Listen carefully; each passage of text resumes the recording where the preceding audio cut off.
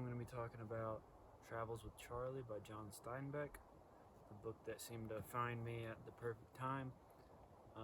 When I was doing my little test run traveling through Texas last month, I stumbled across this at Waxahachie, Texas, south of Dallas. It was just at a coffee shop. They had one of those like free libraries, which I never really see at coffee shops. Usually it's just like in random places, but I always have to look through them, and I never really find any literature books. It's usually popular fiction and just kind of the same names over and over again. But I immediately saw this and I was like, man, this is perfect timing. This has been on my list to read for a long time. Steinbeck is my favorite author. Beast of Eden and Grapes of Wrath are my two favorite books. And yeah, so it just kind of felt fell in my lap, which some books find you at the right time, and it feels like this is one of those times. But yeah, so I had to grab it. Not only is it this book, but it's an amazing copy. I love any books that have this style font and just like the little cover. It's nice and worn. There's stains on it.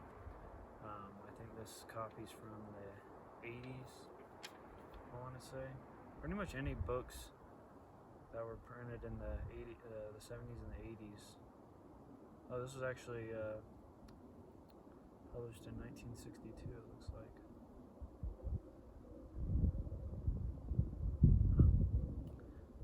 Maybe 1963. But yeah. But just a real quick update where I'm at, what I'm doing. I'm still in Flagstaff. I really like this area. There's been a really convenient free camping spot like southeast of Flagstaff that I've been staying at for like the last 3 nights. There's even it's not great service, but at least there's still service. And today I just came to this other spot that I heard about. This one is like northwest, I believe, of Flagstaff, and yeah, so I decided to I've been door dashing a lot. My days have been really busy. Like honestly, I wake up, make breakfast, make some tea, read, journal, then I door dash from like 11 until 2 or 3. Take like a 3 or 4 hour break. Usually that's like going to the gym or taking a shower or going to play disc golf, maybe going on a hike, and then door dashing from 6 until about 9. And I've been making decent money, like $80 or $100 a day doing that. And then I've just been kind of working harder than I normally do, just because I was a little bit behind on money.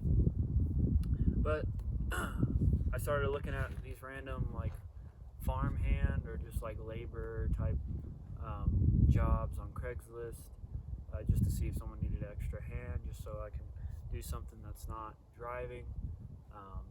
And I really only came across one saying that they needed a farmhand, and so I just texted the number and kind of texted back and forth, and then come to find out it's this way bigger deal than I was expecting, and had to apply and get a background check and everything. But now, starting on Wednesday, I'm going to be working off-grid at this eco-village south of the Grand Canyon, and it's just kind of an opportunity that fell in my lap after I texted this number on Craigslist. So it seems to be really legit.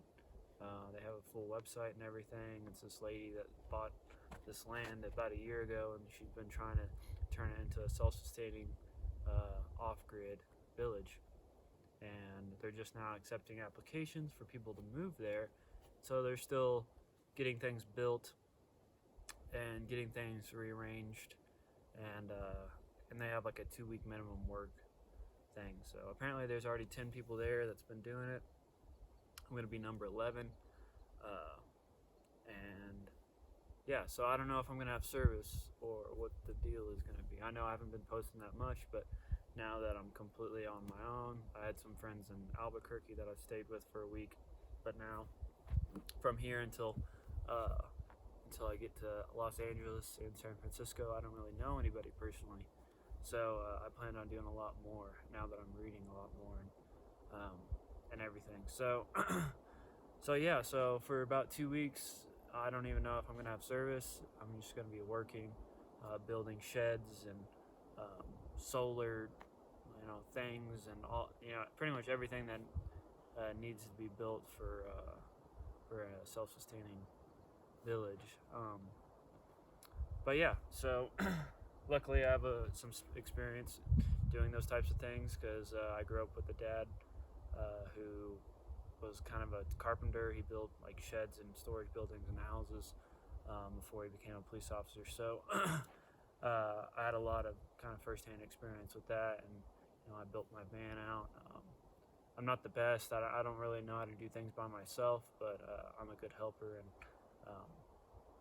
I can take directions. So that seemed to be enough for them to want me to come on. So, and then and I plan on making another video tomorrow for Crime and Punishment, because I'll be at the Grand Canyon tomorrow and Tuesday before I meet up with them on Wednesday morning. So, and I don't know how the service is up there. I'm about an hour and a half away from the Grand Canyon right now. So yeah, and I definitely want to hit that. I wish I had more time. This kind of all happened yesterday. So yeah, it's just been kind of a wild ride. But yeah, so moving back to this, Travels with Charley. I really liked it. I mean, I only gave it 4 out of 5 stars because I kind of wanted more out of it, I guess. I did get a lot out of it, but I wanted more of his like adventures, or him like doing things on the road. And he did this in the 50s. It was published in the early 60s, so it's like late 50s when he decided to do this. It was 20 years after Grapes of Wrath, and he felt like he didn't really know America anymore. He's from Salinas, California. He'd been living in New York City for 20 years, or New York, I'm not sure. I think it's the city. And so he just kind of felt out of touch. So I wanted to see how the country had changed, and if he still knows it, try to discover something. And he doesn't really know what he's trying to discover. Just figuring it out for himself. So he buys a truck, and he has someone build a house like on the bed. So he has like a full cabin with like a furnace and cooking, everything you could ask for, pretty much. He didn't mention if there was a toilet there, but he might have. But yeah, so pretty much what I'm doing right now, and I found this book like literally like the second day of all my van life journey, and so it just kind of felt perfect. But yeah, so my favorite things that I got out of this was you got more insight to him as just being a regular man, him not knowing things, him like coming across problems and solving them, him kind of like giving you spurts of his creative process every now and then, which I really enjoy learning about, because creative processes are different for each person, and I like learning how an artist comes up with their art. And sometimes it's hard to describe, or it isn't describable. Things just kind of come to you. But yeah, I just really like learning about him as an artist, and how he comes up with things, and how he observes as a writer. And just like throughout these, just sprinkled throughout, there's always these like one-liners or paragraphs or something that you're just like, man, this is why I love Steinbeck. Like, no one else can write a sentence like that, and I love it. And just let me see if I can just find one random.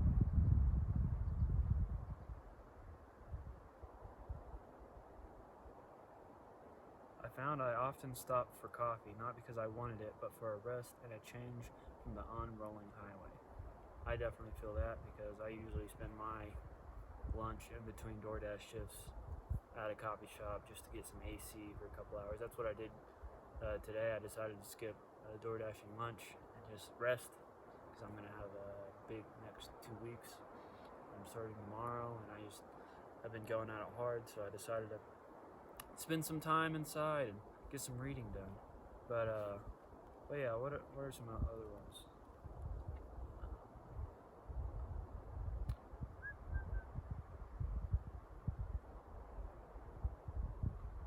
I am happy to report that in the war between reality and romance, reality is not the stronger.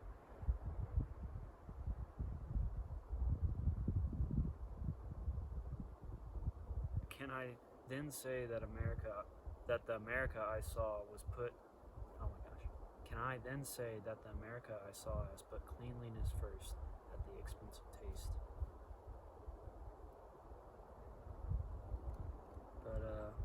But yeah, I mean, I wrote all in this, circled it. It's definitely going to be one of those books that I pick up and just like read a couple lines from and put back. But so Charley, if you don't know, is his dog, which unfortunately I don't have a dog with me. But it's a poodle, and you really get to know Charley as a dog of your own. And he really feels like he's alive.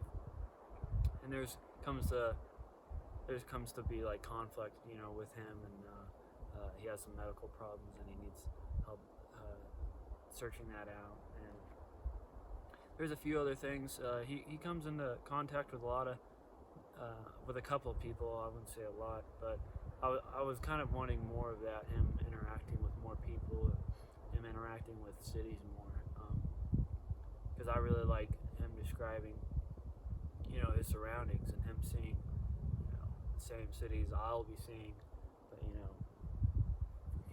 50, 60-year difference, just to get his observations of these things.